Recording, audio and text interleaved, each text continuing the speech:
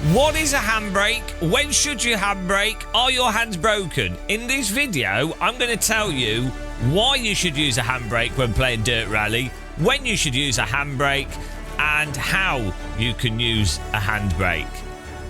Make sure to subscribe so you can then unsubscribe when you get annoyed with driving into trees. Click the like button if you've got nothing else better to do. And of course, a huge thank you to all our channel members, Patreon members and supporters. Without you, we couldn't keep producing such terrible sim racing content. Right, so we're here in the Hyundai and we've got the AB9 Moser force feedback joystick, which I use as a handbrake. You could be using anything as a handbrake. You can even use buttons as a handbrake by simply binding a button. I recommend binding a right button and a left button so you can always push a handbrake. And I also recommend turning down the handbrake strength if you're using a button. But you can use anything for a handbrake. Why should you or would you want to use a handbrake in a rally game? Well, there's a couple of reasons. Obviously, a lot of people are aware of handbrake turns and tighter corners and using the handbrake to initiate a slide. You don't actually have to use a handbrake to initiate a slide. You could turn a car in and Scandi flick it in. You could move the brake bias further back and just brake hard to get the back to rotate. You don't have to use a handbrake. But the crucial thing with a handbrake is it's really, really useful if, for example, you're already loaded up into a turn and you want to get more powerful oversteer.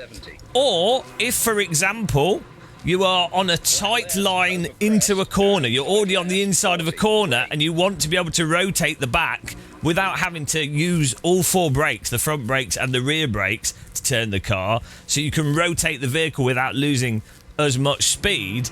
And also, it's just a really, really handy way to have, again, additional control over the vehicle. More precise control over the vehicle.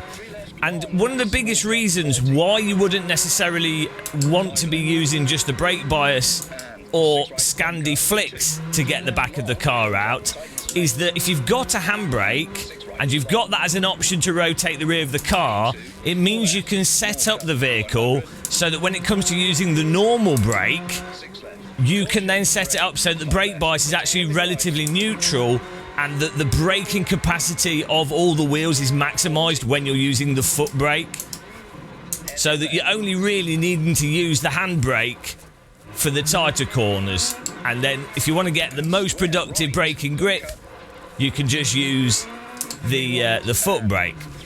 But there's corners like this where you would otherwise probably understeer off into a spectator, where you feel like, oh geez, we're stuck in understeer, where a handbrake is really going to bail you out and allow you to nook the car in and get that bit of rotation, especially if you're at much lower speeds and you can no longer really depend on the foot brake or the brake bias to rotate the car. So it just gives you an extra dimension of braking capacity and car control. And the amount of times, especially in Assetto Corsa Rally, which at the moment is in development, I'm sure these things will change, but at the moment it definitely has this sort of tendency to understeer a bit more than I would personally like, or a tendency for the front to not bite in on braking as much as I would personally like. It doesn't matter what you do with setup, it's still there. So with that in mind, having the handbrake as a way to mitigate that is really, really handy. And handbrakey, handy brake. Oh dear, guys. Yeah, what you really need to do is you really need to get a handbrake set up. Doesn't matter what you use as a handbrake. We ain't making that. Yes, we are. Merry Christmas. And he's dead. Set yourself a handbrake up. You'll have a good time. Before we go, what I will say is we go to the menu options here. And for the controller, some things to be aware of with the handbrake is if you go to the input options and you go to the device settings, what you really need to make sure is that with your handbrake, ideally you want it to be nice and responsive so that you can pull it quickly and get it to 100% quickly. This is why a lot of we've got a proper Fanatec handbrake here. A lot of handbrakes are really quite stiff. They feel quite stiff in a lot of real cars, but part of that is so you can really yank on it if you want to, but yank on it with good control. But you really want to be able to actuate it 100% if you wanted to with a quick tug.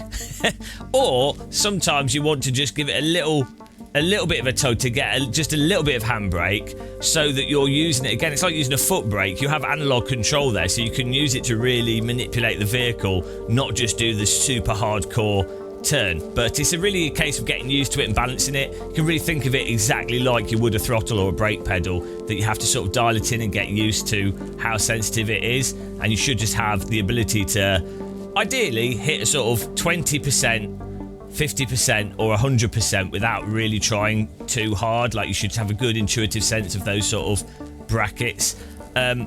What you do need to make sure, though, when you do set up handbrake, make sure that it's not registering when it's static. Otherwise, you'll always have the handbrake on. And you can set the top end and the low end, add a dead zone in here if you want to. You can invert it as well. Some handbrakes come up back to front, you know, but it's pretty simple stuff. Outside of that setup aspect of the handbrake, what you'll also want to do is in the car setup screen, which we'll go to now. We're going to go to the service park. The Halfords there. He's not even paid. That's child labour. Go to service park, go to the car setup, go to the brake in here.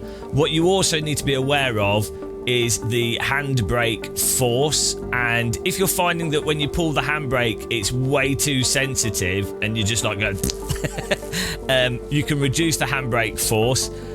In real rally cars, generally the handbrake force is normally set just over what would be the wheel locking amount. So if the driver's pulling it maximum, that will just be the wheel locking amount. But obviously this is a video game, and God knows what's going on with the physics half the time, and God knows what's good or bad with your input devices. So just mess around with it, right? You might want to increase it or decrease it.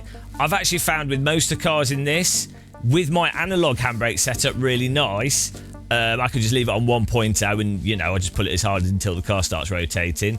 Thanks for subscribing. If you're using a button, I would set this to about like even the lowest setting, or 85 or something, if you're using buttons on your wheel to actuate the handbrake. And that way you'll find when you're turning and stuff, or you're using it, you can tap the button and it will actuate the handbrake enough without it completely spinning the car. Obviously a button is sort of a binary input. At some point, hopefully, that they will develop it so that you can have like a button that simulates an analog input based off how long you hold it. That's what a lot of previous Codemasters rally games and other rally games have had in the past. I don't think that's in this at the moment. That'd be nice for them to have for people that are using button handbrakes. But this works totally fine. Using the button, left and right button, so you can always push it depending on which way you're turning, and turn the handbrake force down. But that's basically it. That is the tale of the handbrake. You will really enjoy using the handbrake. I have. But let me know in the comments if you found this useful. I'm loving Assetto Corsa Rally. It's not perfect, but I'm sure they can polish it up to perfection. Till the next one, guys. Thanks for watching this. Happy tea drinking. Take care. And goodbye.